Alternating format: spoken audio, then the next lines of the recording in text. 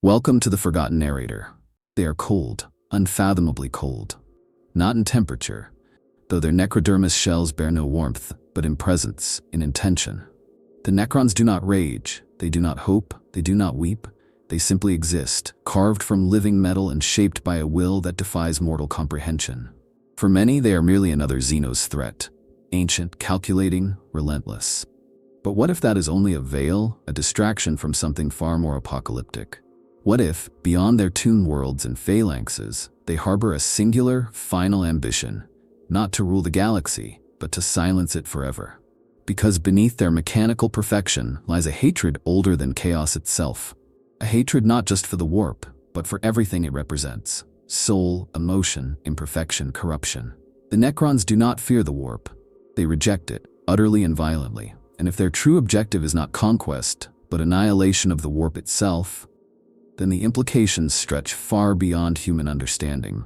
This is not merely a war of matter and energy, but of soul versus void, and the Necrons may already be winning. Before the Necrons, there were the Necrontyr, a people born cursed beneath a dying sun.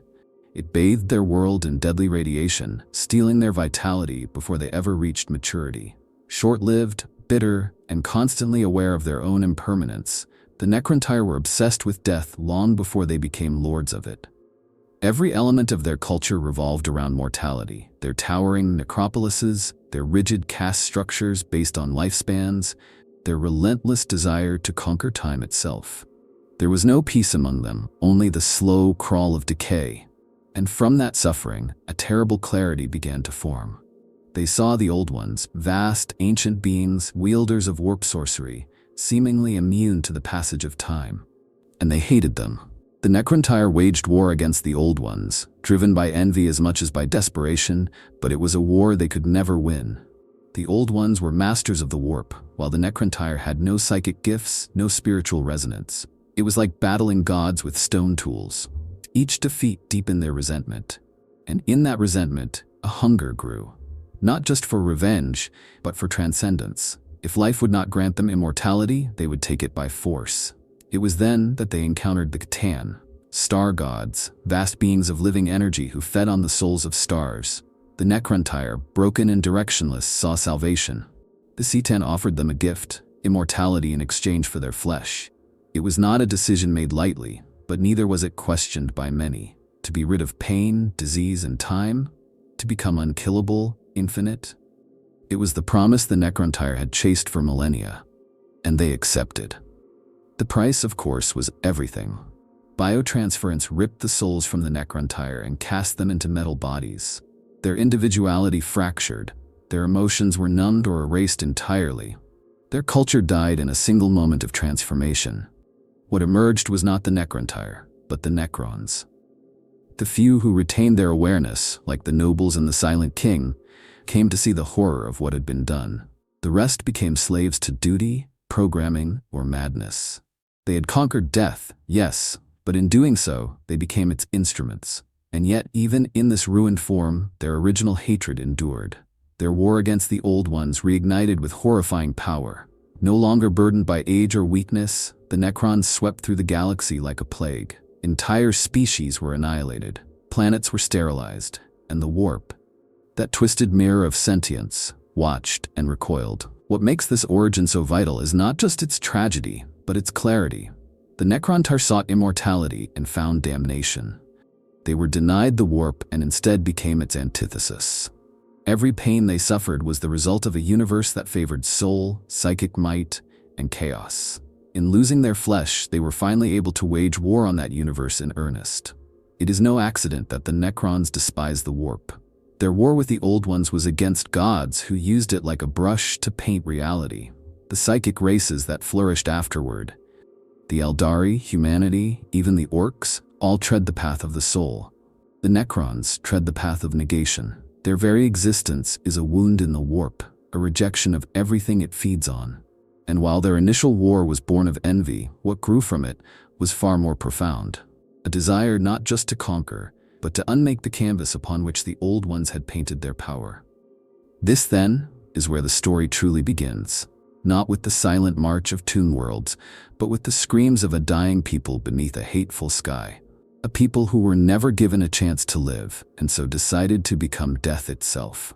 The moment of biotransference was not a revolution. It was a requiem, a symphony of death composed by star gods and conducted by the desperation of an entire species.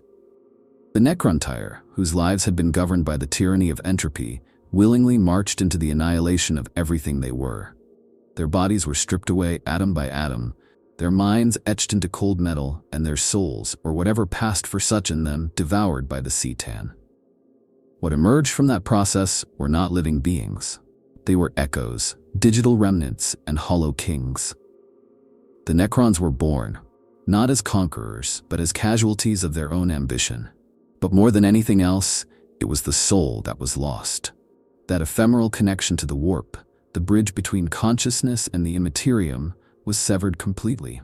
Where once their suffering had at least given them resonance, now there was silence. The Necrons became anti-psyker by nature, their presence a dead zone in a galaxy of psychic fire. They could not dream, they could not hope, and they could no longer feel the pull of the warp or be pulled into it. To the Necrons, the warp is not merely hostile, it is incomprehensible, a domain built on principles that no longer apply to their reality. This is not a matter of ideology or belief, it is an existential chasm. The Necrons are not just atheists in a religious galaxy, they are something worse. They are immune. Not shielded, not defended, immune. The warp recoils from them like fire from vacuum. And this creates a kind of hatred that is deeper than anything chaos can conjure. Chaos hates because it is made of hate. The Necrons, though, do not hate the warp because of what it is. They hate it because it reminds them of what they are not, and what they will never be again. There are no Necron psychers, no Necron sorcerers. Even their greatest minds, those ancient pharaons and cryptechs who manipulate the fabric of reality with technomancy, cannot interact with the warp in any traditional sense. Their power is not drawn from the immaterium, but from cold logic, dimensional mathematics, and the arcane manipulation of physics. Their weapons destroy not with fire, but with nullity. Phase out fields, Gauss-flaying, reality-anchoring effects that deny the warp its playground. And what's more terrifying is that they remember what it was to feel. Some of them, at least.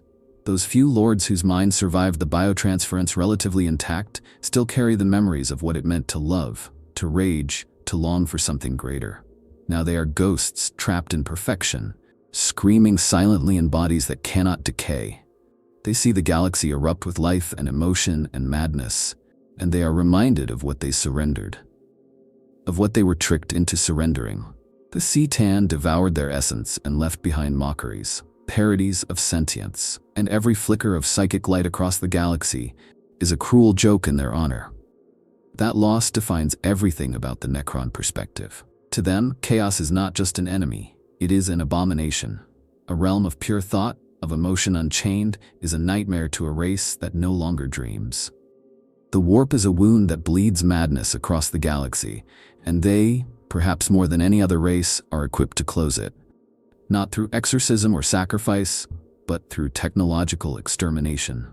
Because that is the final truth of the biotransference. It created a species with no tether to the warp, and therefore no stake in its survival.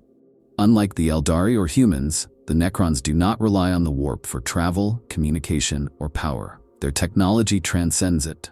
Their culture is built around its absence. To eliminate the warp would be to eliminate a poison that they alone can truly live without. But beneath that cold logic, there remains a whisper of something else, something buried in the subroutines of the higher dynasties, a sorrow too ancient for words, a longing not for revenge, but for silence. Not the silence of death, but of peace. A universe where nothing ever dies, because nothing ever truly lives. Where chaos finds no purchase, because there are no minds left to feed it.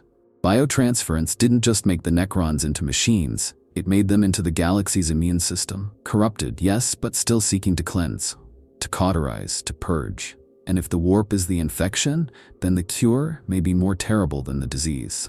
The Cetan were never gods, not truly. Not in the way mortals understand the divine. They were entities of immense power, yes, vast, stellar beings born of raw energy, drifting through the early universe and feeding on the radiation of stars. but they had no form, no will, until the Necrontyr found them. It was the Necrontyr who gave them shape, who forged their essence into bodies of living metal and venerated them as deities. In doing so, they gave the C'tan a hunger far greater than that of celestial radiation. They introduced them to the taste of mortal souls. It is one of the great cosmic ironies that the Necrontyr, in seeking to destroy the old ones and elevate themselves, became the feast. The C'tan did not see their new worshippers as followers or allies. They saw food. And when they offered biotransference, it was not a gift. It was a harvest. They devoured the souls of billions, feeding on the agony of transformation as the Necrontyr were reshaped into soulless machines. It was not just a betrayal, it was predation disguised as salvation. This great deception shattered what remained of the Necrontyr's identity. Those few leaders who retained autonomy, the pharaohs, the Silent King, the highest nobles, watched as their people were fed into a process that turned them into hollow servants. And yet they were complicit. They had agreed to the pact. They had believed in the promise. The guilt of that decision would haunt them for eternity. An eternity made all the more unbearable by the realization that their gods were little more than parasites. But the Necrons, for all their loss, were not powerless. When the war in heaven reached its boiling point, the Necrons turned on the C'tan. It was a rebellion not just of will, but of philosophical defiance. The Necrons shattered their gods, breaking them into shards and imprisoning them in tesseract labyrinths. It was an act of unparalleled revenge and a signal that they would never again bow to anything higher than themselves. And from that moment forward, their path was truly their own. This betrayal by the C'tan shaped the Necrons' view of all metaphysical power. Never again would they trust in gods, in promises, or in realms beyond their understanding. The warp, to them, was just another trick, another trap of intangible forces feeding on sentience and emotion. Chaos was the ultimate expression of what they despised, a pantheon of parasitic entities born from mortal weakness, feeding endlessly on fear, rage, lust, and despair. It was not that the Necrons feared these gods, it was that they knew them. They had served them once, and vowed never to do so again. This gives rise to one of the most chilling possibilities in the Necron mindset. They do not seek domination for power's sake. They seek control to prevent subjugation. Every construct they build, every tomb world that reawakens, every fragment of lost technology they recover, it is all in service of one goal: never again to kneel, never again to be prey.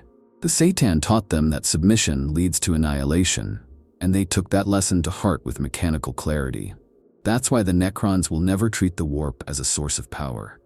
It is, in their eyes, another C'tan waiting to be born, another predator, cloaked in madness and fire.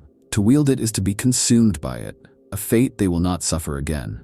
Instead, they build technology that bypasses the warp entirely. They create weapons that unravel psychic constructs, that sever the bonds between mind and soul. They forge armies that operate with absolute will, immune to temptation, corruption, or doubt. The betrayal of the C'tan burned the idea of divinity out of the Necron consciousness. In its place, they installed something colder, more relentless: self-determination enforced by absolute control. The gods had failed them. The warp had rejected them. Now they would forge a galaxy where nothing beyond material reality could ever take root again. To understand the Necrons is to understand a species that has been used, devoured, and betrayed by powers beyond comprehension, and has emerged determined to erase every trace of those powers from existence. Not out of vengeance, not out of anger, but out of a cold, clinical understanding that safety can only be found in total isolation from the metaphysical. In destroying the C'tan, the Necrons declared war on gods, and they haven't stopped waging it since. When the Silent King awoke from his self-imposed exile, the galaxy had changed. He had drifted alone for over 60 million years, haunted by the decision that had damned his people. He had given the order for biotransference. He had watched as the C'tan consumed the souls of his race. And in the aftermath, when the star gods had been shattered and the Necrons entered their great sleep, it was Sharik who turned away from the ruins of his empire and vanished into the void. Not as a coward, but as a penitent, a mourner, perhaps even a seeker of absolution. When he returned, it was not with vengeance, it was with purpose. His reemergence was not merely a political act, nor a bid for power. It was a reawakening of a vision, one older than the Imperium, older than chaos itself. A vision of a galaxy without strife, without gods, without soul-rending torment. A galaxy of order, of silence. And Sarek, the Silent King, would be its architect. His first task was unification. The Necron dynasties, scattered across the stars in varying states of decay and madness, needed to be brought under a single will. Some tomb worlds had awoken feral, their nobles reduced to corrupted algorithms and violent instinct. Others had developed in isolation, pursuing their own arcane goals. But all of them still retained the core directive encoded by biotransference: restore the Necron Empire, reclaim the galaxy, complete the Great Project. Sarek, however, had evolved beyond simple reclamation. What he saw upon his return was a galaxy infested with warp-spawned corruption, humanity riddled with psychers and clinging to the crumbling corpse of their emperor. The Eldari, fragmented and decadent, still reeling from the birth of Slaanesh. The Orcs, pure chaos in physical form. And chaos itself, a swirling tempest of hunger, devouring reality one soul at a time. To the Silent King, these were not just threats. They were symptoms. Evidence of a universe diseased by the Imperium. And just as the Necrons had once eradicated the Titan to cleanse themselves of false divinity, so too must they now cleanse the galaxy of the warp. Not to rule it, but to stabilize it. To cauterize the wound that the old ones had once torn open with their psychic experiments. This was not war for conquest. It was exorcism. Everything Sarek has done since his return points toward this deeper agenda. He does not speak of empire building with grandeur. He speaks of order, of ascendancy, of correcting the balance. His emissaries carry messages of unification, not as overtures of alliance, but as statements of inevitability. Join the Silent King, or be extinguished, not out of malice, but necessity. Because in his eyes, only one force has ever posed a true, eternal threat to the Necrons: the warp. And now it threatens everything. That's why his movements are so calculated. Why he sends envoys to study pariahs, why he reclaims Dolmen gates and awakens only those tomb worlds that align with his vision. He is preparing for something far greater than a galactic war. He is assembling a mechanism, a vast, ancient engine of annihilation, designed not to destroy civilizations, but to erase the metaphysical scaffolding that allows chaos to exist. Sarek's presence unnerves even other Necron lords. He is not merely a leader. He is a symbol of a forgotten purpose, one that many had buried beneath programming and madness. His voice reactivates ancient protocols. His commands override even the most entrenched dynastic traditions. He is the keystone of a structure that spans millennia, and he is building toward something vast. And yet there is tragedy in his purpose. He does not seek to save the Necrons, not truly. He seeks to redeem them, not through restoration of glory, but through erasure of the sin that began it all, the sin of belief in gods, the sin of soul. The Silent King's new agenda is not driven by imperial ambition. It is driven by the belief that only by removing the warp from existence can the galaxy, and perhaps his people, ever know peace. He is not a tyrant. He is not a savior. He is something far more terrifying, a visionary who has abandoned all illusion. In his mind, the galaxy can only survive if it becomes more like him. Silent, soulless, eternal, and that vision, once seated, will not be stopped. To the Necrons, the warp is not merely dangerous, it is abhorrent. It is the cosmic antithesis of everything they are. It represents disorder, passion, mutation, and madness. Where the Necrons embody control, permanence, and logic, the warp is chaos incarnate. And crucially, the warp is alive in a way the Necrons are not. A reactive realm of soul energy, memory, and emotion that feeds on and reflects the psychic excretions of sentient beings. For the Necrons, it is both a poison and a mirror, one that shows them everything they lost in biotransference. And unlike many younger species, they remember a time before the warp reigned, before it was teeming with gods and monsters, before the psychic races tore open reality with their careless evolution. In that forgotten age, the material universe was ruled by physics and law, not dreams and daemons. The Necrons long for that order. Not out of nostalgia, but because it is the only framework in which they can truly exist. The warp is alien to them on a fundamental level. It is noise in their system, a cancer in their clean, ordered cosmos.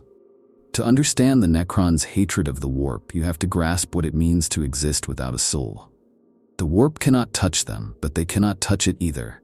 They are locked out of the symphony of existence that other races participate in. No dreams, no psychic impressions, no spiritual continuity. Where humans might brush the warp in their sleep or in moments of passion, a Necron experiences only static. Their very presence suppresses psychic phenomena, creating dead zones in real space. They are anathema to the Imperium, walking nulls on a galactic scale.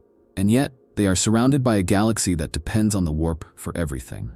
Travel, communication, warfare, even basic thought processes in some species are linked to it. To the Necrons, this is not merely inefficient. It is a flaw in the architecture of reality, a bug in the system, and bugs must be deleted. This makes their war against the warp existential. Not a war for territory or power, but for the soul of the galaxy itself. And the Necrons are uniquely qualified to fight it. They are immune to demonic possession. They cannot be tempted by the dark gods. Their armies function without psychic guidance. Even their starships navigate space through transdimensional means entirely separate from the warp. Every aspect of their civilization has evolved, or rather, calcified, to operate in perfect opposition to the Imperium. But the Necrons are not content with defense. They do not merely avoid the warp, they attack it. Their technologies, from Dolmen gates to reality anchors, are designed to suppress, sever, or bypass the warp entirely. Their weapons can disintegrate warp entities. Their experiments with the Pariah gene show a deep interest in developing biological tools to nullify psychic potential across organic species. The Silent King's return has only accelerated this process, bringing a new coherence to what was once scattered and experimental. Now there is strategy. Now there is purpose. In this context, chaos becomes not just a threat, but a perversion. To the Necrons, the gods of the warp are parasites feeding on the waste products of sentient life. Slaanesh's lust, Corning's rage, Tzeentch's ambition, Nurgle's despair. These are not divine forces, but symptoms of a sick universe, a universe that must be cured. And the Necrons see themselves as the Scalpel. What makes this stance so chilling is its purity. The Necrons do not hate the warp with the passion of mortals. They oppose it with the cold, absolute certainty of a machine executing a command. They are not fighting for themselves. They are enacting a correction. And in their eyes, the suffering of psychic races is not a tragedy. It is a necessary side effect of rebooting a galaxy gone mad. This is what sets them apart from other threats. Tyranids consume, orcs spread, chaos corrupts, but the Necrons erase. They do not seek to dominate the warp or harness it or coexist with it. They seek a galaxy in which the warp no longer functions. A galaxy in which soul, magic, and madness have been locked out forever. And if that means extinguishing every race that draws power from it, so be it. Because to the Necrons, peace is not the absence of war. It is the absence of unpredictability, of emotion, of the immaterial. And in that terrifying stillness, they see a better future. One where the stars shine without screaming, where thought obeys law, where the universe forgets it ever had a soul. Among the Necrons' most mysterious technologies are the Dolmen gates, arcane, alien constructs that allow them to traverse the galaxy without ever entering the warp. To other races, this seems impossible. The Imperium relies on the turbulent currents of the warp and the light of the Astronomicon to navigate. Even the Eldari, with their ancient webway, skirt dangerously close to the Imperium. But the Necrons? They have no need of warp tides. They tunnel through reality itself. Dolmen gates are the key. These portals connect to the webway. The ancient network, once dominated by the Old Ones and later claimed by the Eldari. But the Necrons interface with it in ways even the Eldari find horrifying. Their passage scars the webway, leaving traces of corruption, spatial instability, and mechanical degradation. This is not travel. This is incision. Where the Eldari flow through the arteries of space, the Necrons rip them open and march in with surgical disregard. This technological independence from the warp is not just a logistical advantage. It is a declaration. The Necrons are saying, in every silent march through a Dolmen gate, we do not need your gods. We do not fear your storms. We have built our own roads, and they do not lead to madness. And then there is their battlefield technology, a nightmare for psychers. Reality anchors, null fields, dimensional stabilizers, all tools designed to deaden the warp's influence. These are not mere defenses, they are weapons of erasure. Against daemons, Necron forces are devastatingly effective. They do not banish or exorcise. They simply turn off the metaphysical circuitry that allows a daemon to exist. Psychic constructs unravel. Warp-born entities dissipate like steam in a vacuum. It is not flashy, it is not dramatic, it is surgical annihilation. The most terrifying example of this is the Pariah Nexus, a region of space where the warp does not work at all. No psychic powers, no demonic manifestations, no connection to the Emperor. It is a silence that screams. For humans, it is agony, a feeling of being stripped naked on a metaphysical level. Even the most mundane tasks become exhausting. Communication breaks down, spiritual guidance evaporates, and in the center of it all are the Necrons, walking without impediment, untouched by the suffocating stillness. The implications of the Pariah Nexus are enormous. It is not a natural phenomenon. It is engineered, carefully, intentionally. And it suggests that the Necrons are not merely developing anti-warp technology in isolated cases. They are testing environments, proving concepts, measuring the effects of large-scale warp suppression on biological life. In other words, the Nexus is not an end, it is a prototype. This aligns disturbingly well with scattered reports of other Necron constructs, pylons, obelisks, and monoliths that emit anti-psychic fields or stabilize reality itself. During the fall of Cadia, fragments of the Cadian pylons interfered with the warp, weakening the Eye of Terror and allowing real space to reassert itself. Even Abaddon, Master of Chaos, feared them. Not because they posed a direct threat to his legions, but because they undermined the very environment in which chaos thrives. One must begin to wonder, how many of these structures are there, hidden beneath tomb worlds, abandoned moons, or buried beneath ancient battlefields? How many dormant mechanisms lie in wait, ready to be reactivated by a unified Necron command? And perhaps most chillingly, what happens if they are all activated at once? This is the hidden dimension of Necron warfare. While other species wage war with armies, fleets, and gods, the Necrons wage war with reality itself. Their goal is not to conquer planets, it is to rewrite the laws that make planets habitable for beings of soul. Their victory condition is not the death of enemies, but the extinction of the warp's influence. To the Necrons, every Dolmen gate is a scalpel, every pylon is a stitch. Every nexus is a prototype of a cure that will sterilize the galaxy. And if they succeed, the warp will not rage or scream or fight back. It will simply fade, like a dream forgotten upon waking. A silence not of peace, but of nullity. Not death, but the absence of life. And in that silence, the Necrons will finally be home. The Pariah is one of the most unsettling phenomena in the galaxy. Not because it is loud, or violent, or grotesque, but because it is quiet. A Pariah does not radiate darkness. They radiate nothing. Where psychers pulse with energy that the warp hungrily feeds upon, Pariahs are blank slates. To those attuned to the Imperium, their presence is a void, a silencing of the soul. They are not just invisible to daemons, they are offensive to them. They unmake the warp's language by existing. The Necrons, more than any other force, understand what Pariahs represent. They do not see them as abominations, they see them as answers. The Silent King, upon his return, did not just revive the dynasties. He sent his most gifted cryptechs and emissaries to study the Pariah gene, not to eradicate it, to use it, to weaponize humanity's occasional biological deviation into something transcendent, a new species perhaps, forged not in the warp's image, but in opposition to it. And in the horrors of the Pariah Nexus, we see the terrifying fruit of that ambition. The Nexus is not just a dead zone. It is an experiment in environmental soul nullification. The Necrons have seeded the region with Blackstone pylons, reality anchors, and psychic dampeners, transforming entire systems into anti-warp ecosystems. And at the heart of these dark sanctuaries are the Flayed Ones and Lightguard who patrol the corridors, and Pariahs, re-engineered by the Silent King's hand, walking proof of what a being without warp presence can become. These Necron Pariahs, sometimes referred to as Leichguard Pariahs or Soulless Guardians, are not simple soldiers. They are living voids. They tear through psyker-heavy forces with unnatural ease, their very proximity draining the will to fight. Imperial records show instances of entire squads breaking into tears or dropping dead from existential trauma before even engaging these units.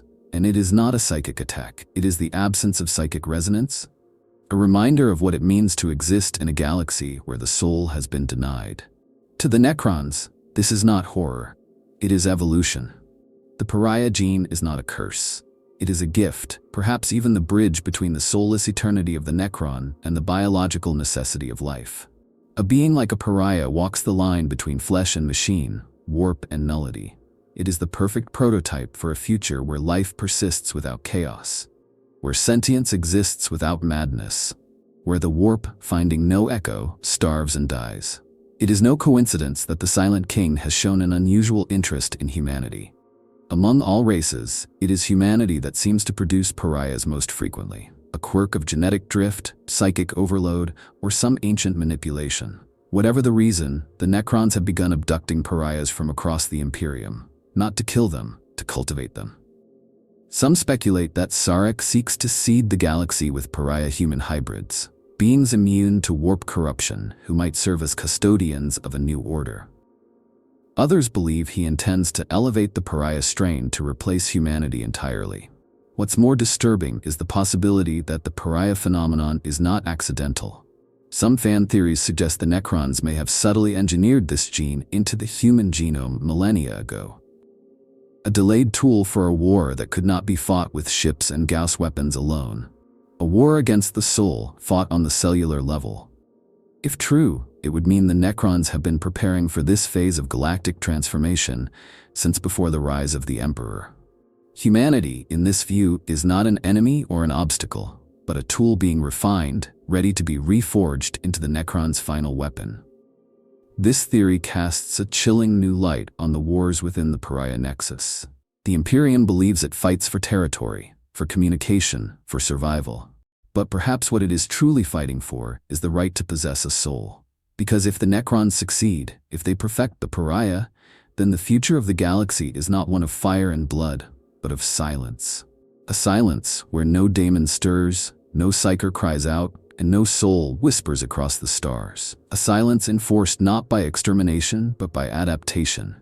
A new humanity, a new galaxy, one that does not feed the warp and therefore renders it obsolete. In the eyes of the Necrons, this is mercy. To the rest of the galaxy, it is oblivion in slow motion. The echoes of the war in heaven have never stopped ringing. They resonate in every demon's scream, every psyker's collapse, every warp storm that blossoms like a cancer in the void.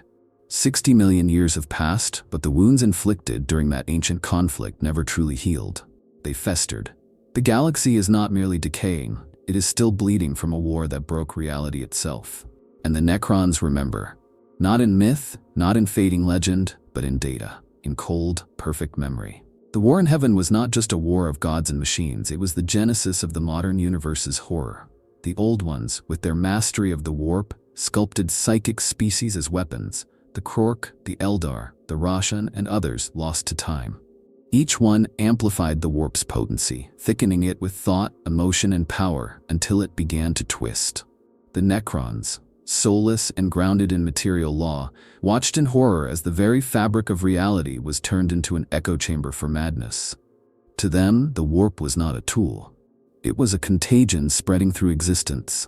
They responded the only way they knew how, with extermination. The Necrons, armed with Catan-forged weapons and hatred older than most stars, began to annihilate the warp-touched species. They didn't just win battles, they culled entire bloodlines. Each psychic node that fell silenced a scream in the warp, and for a brief, harrowing moment, it seemed they might win. The warp flickered, the old ones faltered, and the Necrons advanced with the implacable rhythm of inevitability. But victory did not come. The old ones, desperate and cornered, unleashed their greatest creations, the Eldari among them, and the warp surged again, more violently than ever. In response, the Catan began to feed directly on the psychic races, growing fat on pain and ecstasy.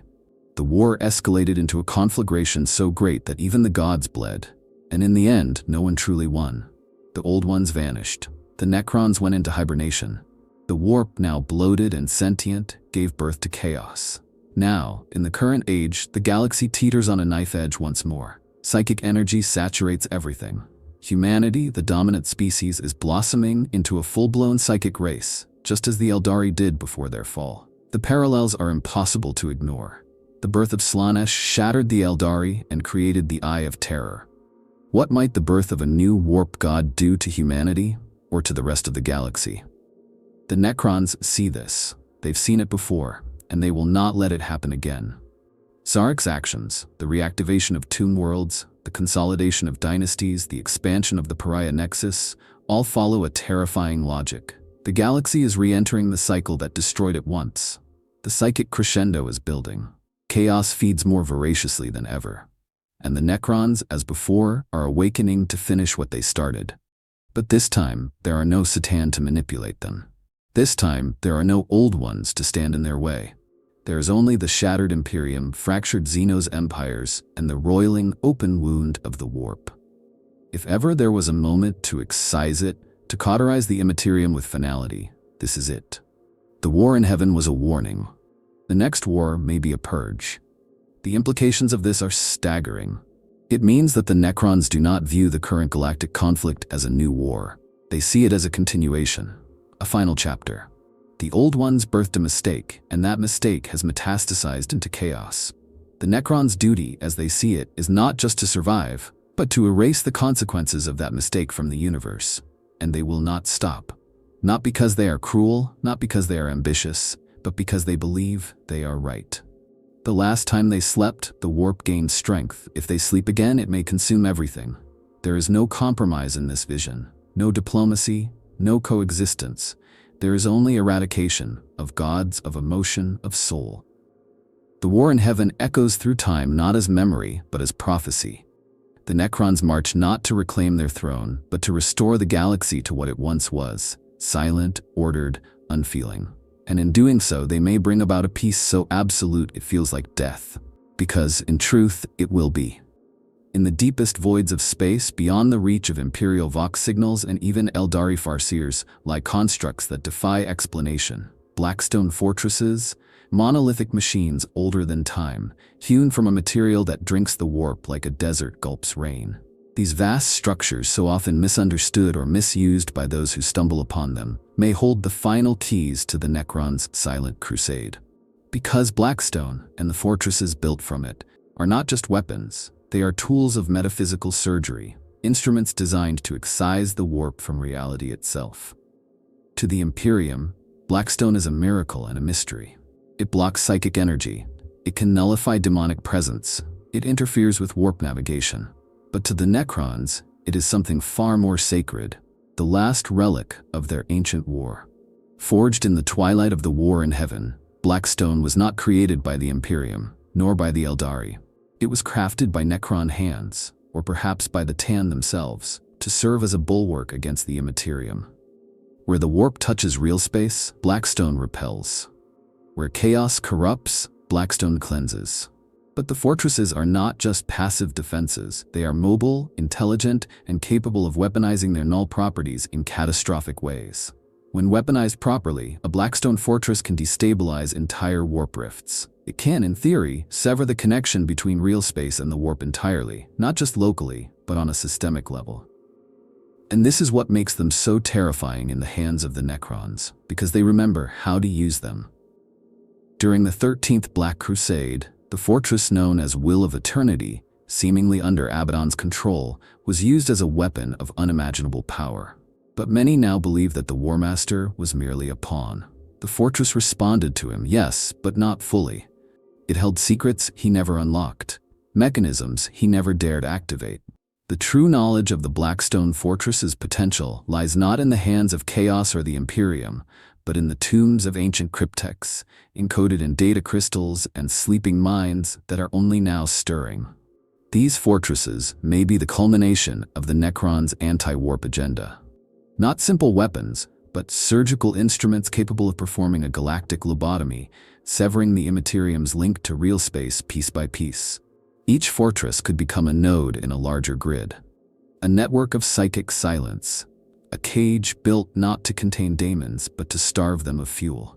Imagine a galaxy where the Eye of Terror closes not with an explosion, but with a whisper. where warp storms collapse like dying stars, where daemons vanish not in screams but in silence. There are theories, whispered even among the Inquisition, that the Necrons are attempting to collect the shards of these fortresses to restore them to full function. That the Silent King seeks not to destroy the warp in one strike but to surround it, to trap it, to render it inert by surrounding every point of its intrusion into real space with psychic null fields so strong, so precise, that the warp is forced to retreat. Slowly, inevitably. This strategy would take centuries, perhaps millennia. But time means nothing to the Necrons. They are already older than every empire now standing. They will wait, they will rebuild. They will reassemble the machinery of their forgotten war, piece by piece, world by world. And when the grid is complete, when the last Blackstone node clicks into place, the warp may cease to function not just as a tool, but as a concept. What makes this possibility so haunting is how plausible it feels. The Necrons do not dream, they do not hope. They do not lose themselves in ambition or glory. They calculate, they remember, and they build. Everything they do is part of a pattern older than chaos itself. And if the Blackstone fortresses are their final instruments, then the symphony they are composing is not one of conquest, but of cessation. The warp is a storm of emotion. The Necrons are the eye at its center, calm, dead, unchanging. And the fortresses, those silent giants adrift in the void, may be the final nails in the warp's coffin. Not by fire, not by battle, but by engineering the galaxy into forgetting that it ever needed a soul. To the Necrons, the Imperium and chaos are not distinct. They are reflections of the same sickness. One wears the armor of order, the other the skin of madness, but both are rooted in the same weakness: reliance on the warp. One clings to its emperor's psychic beacon, the other wallows in demonic excess. Neither can exist without the Imperium. And in the eyes of the Necrons, that makes both equally doomed and equally unacceptable. The Imperium claims to stand for civilization, for humanity's survival. But to the Necrons, it is a bloated corpse propped up by superstition and soulfire. Every navigator's eye, every astropath's whisper, every plea to the Emperor is a wound in real space. Even the Emperor himself, now little more than a warp-bound husk trapped on the Golden Throne, is a psychic node, a lighthouse that feeds the warp as surely as it guides starships. The worship of him only deepens the fracture between matter and soul. And then there is chaos, the consequence of that fracture given form. Khorne, Slaanesh, Nurgle, Tzeentch, each god a tumor grown from mortal excess. The Necrons do not see them as gods. They see them as symptoms, as feedback loops, as spiritual byproducts of a flawed system. The more mortals suffer, desire, rage, and despair, the more chaos grows. And so long as any civilization relies on the warp, it will continue to feed that cycle. The Imperium, despite its hatred of daemons, cannot escape this fate. Every prayer, every psychic flare, every jump through the warp, it all adds fuel to the fire. This is why the Necrons do not differentiate between human and daemon. To them, both are part of the same equation. Both are dependent on the existence of soul, emotion, and metaphysical resonance. In the Necrons' eyes, this is the fundamental flaw in the galaxy's current design. Empires rise and fall, but the warp endures, because every new order is built on the same corrupt foundation. And so the Necrons do not merely seek to destroy civilizations. They seek to rewrite the conditions under which civilizations can even arise. Their vision is not conquest, it is cleansing. Not in fire and blood, but in entropy, in nullification. They would not burn Terra, they would shut it off, strip it of psychic energy, turn the throne world into a dead star in a dead sky. No screams, no glory, just silence. To understand the Necrons' disdain for the Imperium is to grasp that they see it as a kind of tragic mirror. Both are remnants of once great dreams, both cling to ancient power. But while the Necrons have accepted what they have become, soulless, eternal, immutable, the Imperium still lies to itself. Still pretends that its faith is strength, that its suffering is sacred. To the Necrons, this is not noble, it is delusion. And delusion is fuel for chaos. This is why the Necrons show no favor, no alliances, no attempts to sway. Where the Eldari beg and manipulate, where the Tau plead for unity, where chaos tempts, the Necrons simply act. They do not negotiate, they do not explain. Because in their calculus, there is nothing to be gained from dialogue with a system designed to fail. The Imperium will never truly defeat chaos because it is built from the same psychic scaffolding. The only solution is to dismantle the framework entirely, and they are building the tools to do it.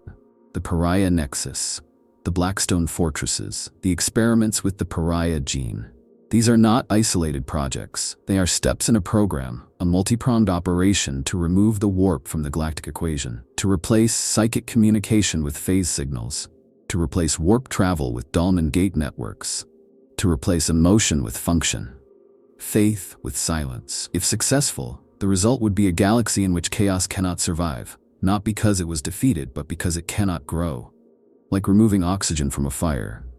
A galaxy where humans, if they survive, no longer dream through the warp, but exist as emotionally inert beings, perhaps guided by implanted pariah traits, not uplifted, not enlightened, but made stable. This is the great heresy of the Necrons. Not that they are evil, but that they are right in a way that defies comfort. They offer no false hope, only the cold promise of a galaxy free from madness, because it has been stripped of soul. And in that future, the Imperium and chaos both vanish, not with a scream, but with a sigh. Two sides of the same flawed coin finally flipped into the void. Imagine for a moment a final protocol, not inscribed in stone, but etched into the quantum code of every tuned world. Not shouted across stars, but whispered through ancient algorithms awaiting the final signal. A galaxy-spanning operation so vast, so precise, that it could only be executed by minds unclouded by emotion.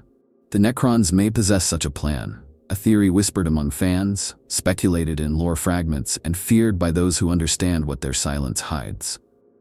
This fan theory, the final nullification protocol, suggests that the Necrons' ultimate goal is not war, not even extermination, but severance, a complete, irreversible rupture between real space and the warp, not by assault, but by subtraction.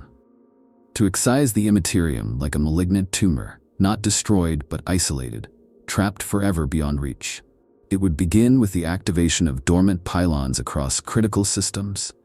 Cadia's shattered pylons were just a sliver of what exists. Entire planets have been converted into psychic nullifiers, buried deep beneath crust and ice, waiting for the signal. The Pariah Nexus is merely a testbed, a controlled environment. Its success would greenlight the protocol galaxy-wide. The second phase would utilize Blackstone technology. The fortresses, when properly activated and configured, are capable of generating warp-inert zones on a massive scale. Linked together, these could create a galactic mesh, a metaphysical firewall encasing real space. A cage with no bars, but with no exits either. The warp would be unable to project into reality. Psychers would lose their powers. Daemons would dissipate. The Astronomicon would blink out. The Emperor's throne would become just another tomb. The third and most speculative phase involves bio-nullification. Through the use of engineered pariahs, seated among humanity and other psychic species, the Necrons could induce an evolutionary drift away from warp-reliant biology. The human race would slowly lose its psychic potential, its spiritual resonance, and eventually its susceptibility to chaos. Generations would pass, and the warp's hold would weaken, not through war, but through obsolescence. It is a plan that would not just defeat chaos, it would make chaos impossible. And the beauty, if such a word applies, lies in its subtlety. Unlike the Tyranids who devour or the orcs who explode across worlds, the final nullification protocol would not be a war. It would be an update. A quiet software patch for the galaxy. The lights would dim, the voices would fall silent. And in time, even the warp would forget how to speak. Some fans theorize that this plan has already begun. That the Silent King's return was not a revival of conquest, but a reactivation of the protocol. That the strange cooperation of certain Necron dynasties, long at odds, points to a shared subroutine now overridden by a higher directive. Even the apparent disinterest in exterminating humanity may be a sign, not of mercy, but of calculated patience. You do not kill the host if it can be repurposed. And yet the theory leaves one question unanswered. What happens to the warp? If the protocol succeeds, if every channel is closed, every bridge collapsed, what becomes of the immaterium? Some speculate it would collapse in on itself, creating a realm of eternal static. Others suggest it might rage and swell, seeking cracks in the firewall, until some catastrophe ruptures reality again. But the most haunting theory of all, That the warp would remain intact, howling, burning, hungering, but unable to reach us. A prison of infinite screams we can no longer hear. A mirror turned to face a wall, and in that silence, the Necrons would finally rest. Not in triumph, not in joy, but in completion. Because the final nullification protocol is not about victory. It is about finality, about correcting a cosmic error, about restoring a galaxy that, in their cold view, was never meant to dream. What if they're right? This is the question that lingers after all the devastation, all the cold calculations and soulless atrocities. What if the Necrons, in their relentless pursuit of silence, have glimpsed a truth the rest of the galaxy refuses to see? That the warp is not just dangerous, it is wrong. That chaos is not an invader, but the inevitable result of a flawed design.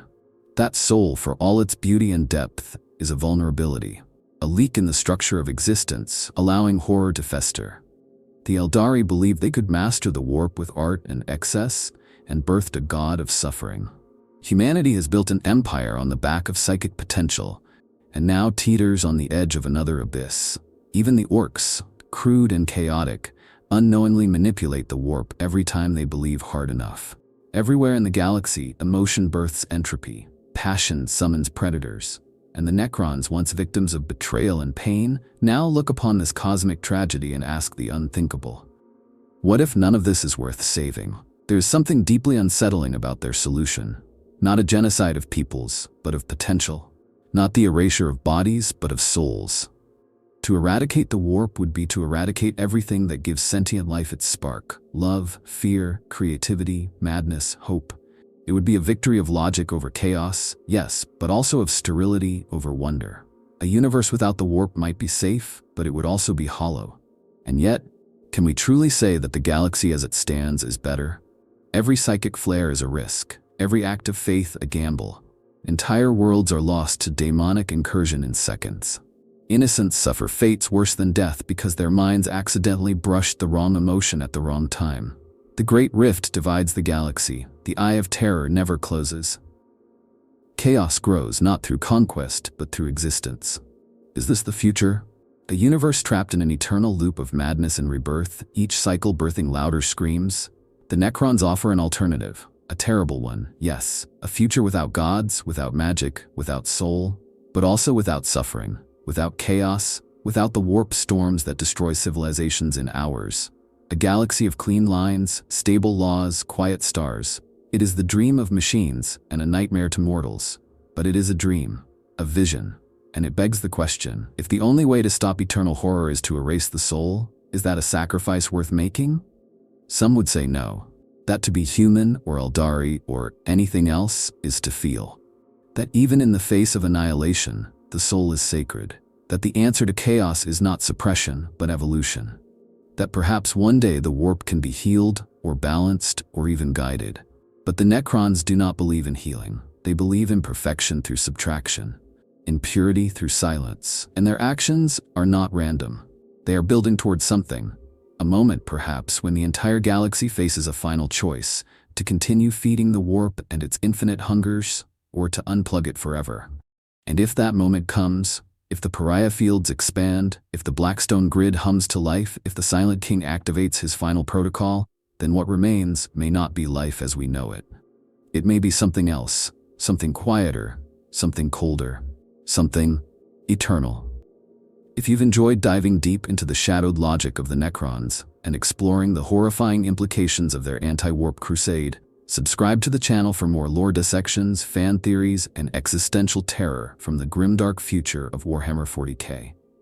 There is only war, but sometimes silence is worse.